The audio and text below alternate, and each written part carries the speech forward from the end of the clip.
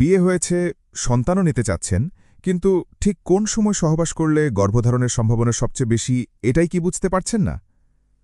অনেক দম্পতি মাসের পর মাস চেষ্টা করেন, কিন্তু শুধু ভুল সময়ের কারণে সফল হতে পারেন না। আজ আমি এমন একটা সহজ বিষয় বলবো, যেটা বুঝলে আপনি নিজেই বুঝতে পারবেন কোন সময়টাতে সন্তান হওয়ার সম্ভাবনা সবচেয়ে বেশি থাকে।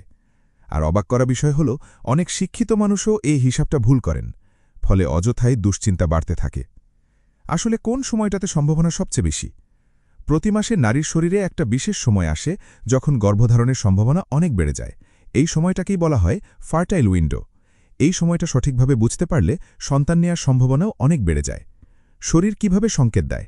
মাসিক শেষ হওয়ার পর নারীর শরীরে ধীরে ধীরে কিছু পরিবর্তন শুরু হয়। শুরুতে অনেকেই একদম শুকনো অনুভব করেন, এই সময় গর্ভধারণের সম্ভাবনা কম থাকে।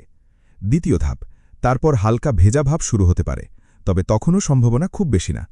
তৃতীয় ধাপ, এরপর সাদা স্রাব ঘন ও আঠালো হতে শুরু করে।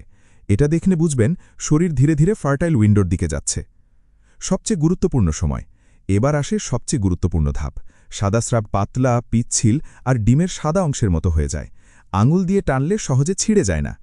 এই সময়টাতেই গর্ভধারণের সম্ভাবনা সবচেয়ে বেশি থাকে। অনেক নারী এই পরিবর্তনটা লক্ষ্য করেন, কিন্তু বুঝতেই পারেন না এটা কত গুরুত্বপূর্ণ একটা সংকেত। কেন এই সময়টা এত গুরুত্বপূর্ণ?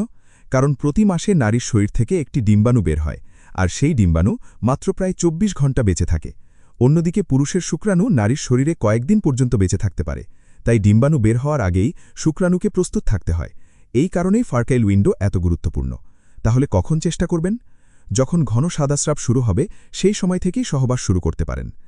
আর পাতলা পিচ্ছিল স্রাব শেষ হওয়ার পরেও আরও প্রায় ২ থেকে ৩ দিন চেষ্টা চালিয়ে যেতে পারেন।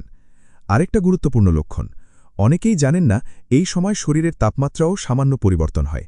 ডিম্বাণু বের হওয়ার পরে শরীরের তাপমাত্রা একটু বেড়ে যেতে পারে, যদিও সেটা খুব সামান্য। তাই প্রতিদিন সকালে একই সময় ডিজিটাল থার্মোমিটার দিয়ে মাপলে পরিবর্তনটা ধরা যেতে পারে। তবে একটা বিষয় খুব গুরুত্বপূর্ণ, সব নারীর শরীর একরকম না। কারো ফার্টাইল উইন্ডো আগে আসে, কারো পরে। তাই শুধু ক্যালেন্ডার দেখে সিদ্ধান্ত নিলে ভুল হতে পারে। নিজের শরীরের সংকেতও বুঝতে হবে। আর একটা কথা মনে রাখবেন, ৩-৪ মাস চেষ্টা করেও সফল না হলে ভয় পাবেন না। অনেক দম্পতির ক্ষেত্রেই সময় লাগে। নিয়মিত চেষ্টা করলে বেশিরভাগ দম্পতি ১ বছরের মধ্যে সফল হন। তবে দীর্ঘদিন চেষ্টা করার পরেও যদি সন্তান না আসে, তাহলে দেরি না করে একজন অভিজ্ঞ ডাক্তারের পরামর্শ নেওয়া জরুরি। যোগাযোগ 01315552998।